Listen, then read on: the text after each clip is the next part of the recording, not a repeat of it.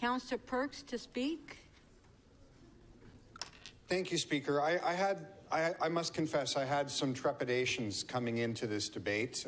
They often go quite sideways. But I was just looking through all the different motions that have been moved, and to my surprise, I think I'm going to vote for all of them. Each of them reinforces, I think, some things that we need to concentrate on in terms of transit planning that we've lost sight of in the last few years. I'd say the last 7 or so. Each of them emphasizes a piece of trying to maximize our existing transit network and make our transit network more fine-grained. So, for example, you have the excellent motion by Councillor Cole, which says what the very first job we should do, the most cost-effective thing to do, the most important thing to do, is to make your current assets work better. You also have what Councillor Grimes was talking about in terms of building in those finer-grained pieces to our network.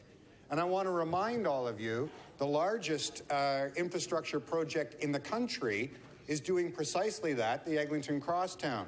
To those of you who say we haven't been making investments, I want to remind you that the single biggest transit investment of my lifetime is under construction right now, and that's the Eglinton Crosstown. And it precisely is about filling in, making more fine-grained our transit network. On the other hand, I think we have lost our path a bit by thinking that the way to improve transit in the City of Toronto is to continue to extend linearly outwards our subways. I was an opponent of extending the subway to York University and up into Vaughan.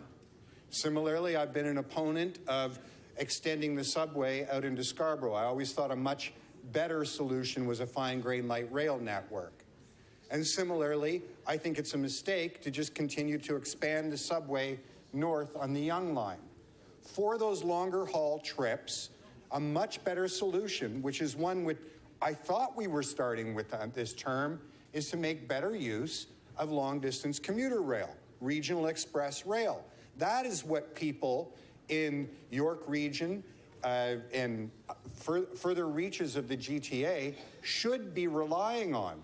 Things that don't stop as frequently, things that aren't currently congested, things that are aimed at the long-haul, infrequent stop passenger.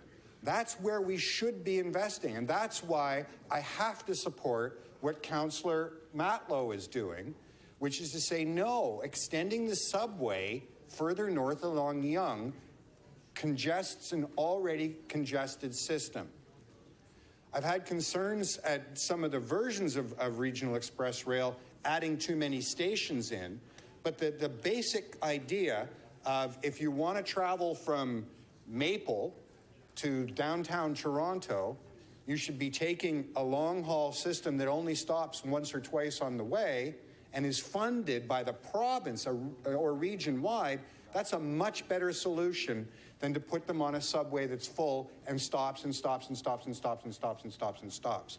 So that's why I think some of the motions we've seen from Councillor Mihevc, Councillor Matlow, and some of the others who are saying we have to make sure that building the finer grain network with things like the downtown relief line, making the improvements at Bloor and Yonge that Councillor Cole is talking about, getting the light rail pieces that are still outstanding from Transit City done, that's the way we best serve the people of Toronto, the people who elected us. Extending subways further and further in a linear fashion does not make transit better for Torontonians. What it does is spend an enormous amount of money to pick up relatively low-density populations that are better served with commuter rail. So I'll be supporting these motions.